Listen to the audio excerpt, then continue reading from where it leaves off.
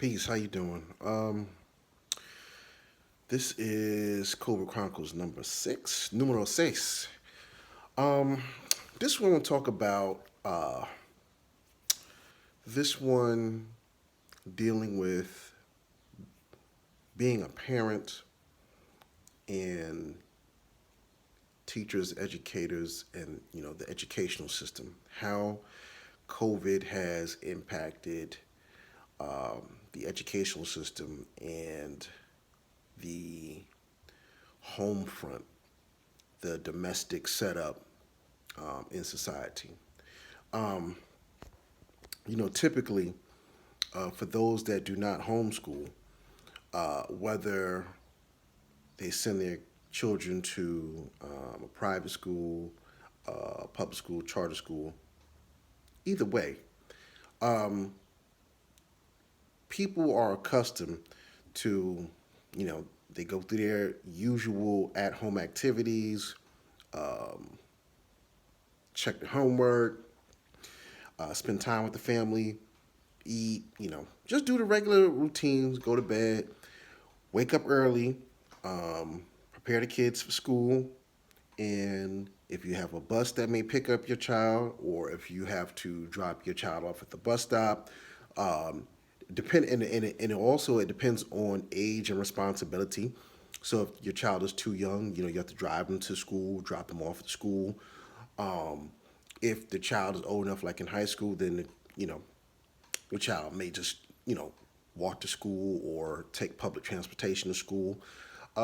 Various modes and methods and means to getting your child to school, and then as parents, responsible citizens and adults, um, you then go about your day, um, and that's typically speaking, you go to work, whatever your employment, your profession, your career, your job status is, whether you're self-employed as an entrepreneur, whether you work for a corporation, what have you. Or if you're seeking a job, you're out searching, you're online doing job searching, applying online, building your resume, putting your everything together. Um, or if you're a stay-at-home parent, you get to start look, cleaning, meal prepping. I'm just doing a whole bunch of things that's necessary to keep the household up, running, functional, and everything. Um, Now, coronavirus hits. It comes to be known as COVID-19. The transmission is highly virulent, easy to transmit. The impact is serious. People are dying like left and right. Uh, Next thing you know, the schools all across various states start saying, look, you know what, nope. We're closing schools as far as coming to the actual physical building, and children are going to have to stay at home because basically what it is if you don't know who these children have been in contact with. You don't know what type of occupations their parents are involved in. You don't know their daily activities and habits and what they're exposed to in their environments or at home, in the streets, what have you. And the school can be a breeding ground for transmission. Various children from various parts of the cities, lifestyles, behaviors, X, Y, and Z. They're in close proximity. They're in the classroom. They're young. They're physical. They're touching each other. All this, especially the young ones, putting things in their mouth. All of that. So it's the school would be a recipe for disaster. The school would be a hot zone, right? Um, so they close the schools. Now, this the school closures and mandates that children must stay home and now engage in some online educational curriculum to somehow substitute or give some form of continuum of an education through the semester, has kind of also put parents in, I don't want to say a bind, but it's put them in a situation that they normally weren't um, suited up for. You know, typically when it comes to education, the parents, when the children come home, they're reviewing work, making sure the children understand it. And then on the weekends, they'll review the work some more. And it also depends on how creative and involved the parent and parents are. But the actual teaching process of new concepts and things like that, um, the teachers, that's what they do. They impart that knowledge based on the education curriculum of the educational system from whatever city and county your child is in. Now,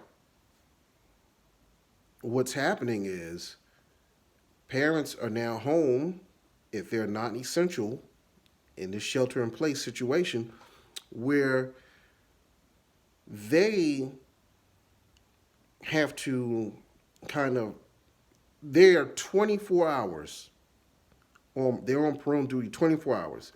Not when you have an 8 hour shift at work or a 10 or 12 hour shift at work that you don't see your children. You're at 24 hours, children, you're working with your children.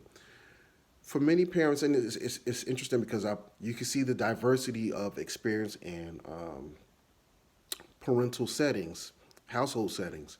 I posted a question on Facebook, asking parents, do you think you can go through a whole year with this scenario? And a lot of them, it wasn't that they were angry with their children. That wasn't the case. It's the balance of work life. Like some parents still have to telework, so they have to meet the demands and expectations of their jobs where they have to be online for a certain amount of time. They still have to meet certain quotas. Certain projects still must be executed. All these different things by their jobs, which requires time, energy, attention, right? But at the same time, you have to make sure that your children are finishing um, these different assignments from this online educational portals that they have, whether it's through Zoom or Blackboard or whatever the digital or cyber portal that they use to educate. Um, and it's not just making sure they complete assignments. As a parent, you have a vested interest in your child to make sure they actually understand and are learning concepts so that they're not just passing a class, but they're actually learning and understanding concepts. They have true application in modern society, right? So you want the full enrichment and enhancement of your children through the educational system. So you're very concerned. But then it's kind of like, how do you balance and juggle that when you have to, you know, be performing as, as an employee? You're just teleworking. Doesn't mean you can slack off or anything. Doesn't mean that you're on vacation. No, you still are accountable and responsible for your duties as established by your job's policies and what they hired you for. And at the same time, balancing that with your children. Education. It underscores to me um, the power of um, partners and parents.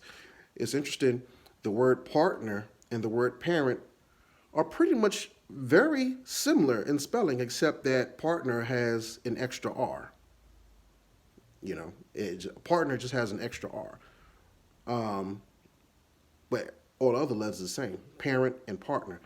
And so I'll say the extra R is for, let's say, romance, because as a partner, you're still hoping that they're together as your partner, hopefully. Um, and as parents, you want somebody that is there to help relieve. Maybe somehow there's that, well, the first half of um, the school day for this cyber education, you'll get. The second half, I'll be responsible for. And that reduces the stress, the workload stress, and having to meet the demands of your job and making sure that your child is getting the education that they're supposed to get. Good thing about it is that some parents say, look, because of how busy this world is in the 21st century, we don't spend enough quality time with our children. So some parents may like it, like, look, you know what? I get to get real hands on, spend more time with my child or children. Now, it also depends upon if you just have one child. The dynamics are diverse. The dynamics are diverse.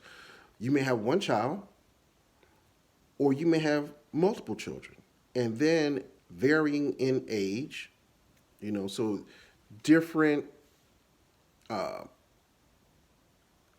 assignments are required. Um, you want to know that you're able to help them as you start getting into high school, and your child may be doing trigonometry and stuff. You know, not all parents go that far, academically or scholastically. Um, so sometimes, and then you also have some of the new age math ways that they do things. I forget what Common Core, different processes. So you have different ages, um, different levels of expectations of different children. So if you have multiple children, it gets a little bit more tedious, a little bit more involving, can be a little bit more stressing. Now, you also have to factor in, are you a single parent, or do you is it both parents? Or do you also have additional help? So some people may live with like a grandparent or aunt and uncle that can also help, you know, mitigate and alleviate some of the stress by, picking up like, hey, don't worry about it. You go ahead and do your job online. I'll make sure that they're getting these assignments. I also think that this COVID shelter in place and COVID-19 pandemic, it exposes, well, let me not say expose, usually when we say expose, it gets a negative connotation. I think it reveals that how important teachers are and what teachers do. I'm not a teacher, um, but I have a lot of friends that are teachers, and I always say teachers do not get enough pay for what they do. Um, for several reasons, teachers nowadays, they're not only educators, they in some cases they end up being children's friends. Um, Remind me to get back to friends too. I need to write that down. Hold on before I forget about that. That's a very important one. Friends and socialization. Um, Teachers are, for some children, that's their friend. Teachers have become security guards. Teachers have become ad hoc psychiatrists and psychologists. Teachers have become um, just a plethora, a myriad of things that go beyond what's in their job description and pay grade, what they're hired for. I think parents are seeing that now too. Like, man, it's different. You're learning. You have to deal with various ways in which various children learn and comprehend.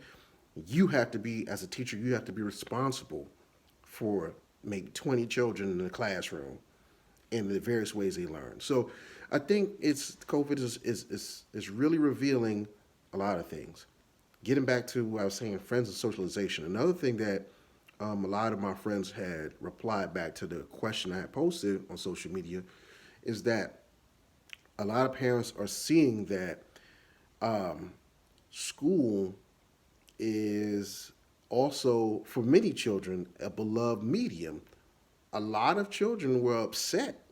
You would think that children want to be home. I don't want to be in school. I want to be home and have fun at X, Y, and Z, whatever. A lot of children, school is their socialization ground. A lot of their friends, think about it, like the majority, unless you have a lot of friends in your neighborhood, a lot of children's friends are at school. I remember when I was growing up, a lot of my best friends, I had great friends in my neighborhood, but a lot of my best friends were at school. I looked forward to going to school because I was going to see Alan, I was going to see Robbie, I was going to see Patrick, I was going to see my boy Lewis. I had crushes on girls. You look forward to seeing them every day. And then you also had your favorite teachers, and all of a sudden to suddenly be cut short. That a lot of kids, a lot of parents are saying that socialization uh, has been fractured, and it kind of makes the educational process a little different. And the fact that children are, they have become conditioned, habitualized into a certain routine that they did that's now broken up. So I think that COVID has revealed a lot when it comes to the educational system, learning, the roles of parents, um, and teachers. And like I said, also if you have a special needs child, how things are impacted. And also for a lot of young people that are like, in their late teens, early 20s, showing you, you know, yeah, sex and everything is, intimacy is it's cool, it's fun, it's passion, feels good. But if a child is born, there are a lot of responsibilities that you may not have thought about, you may not have forecast, you may not have predicted, and this is like one of them.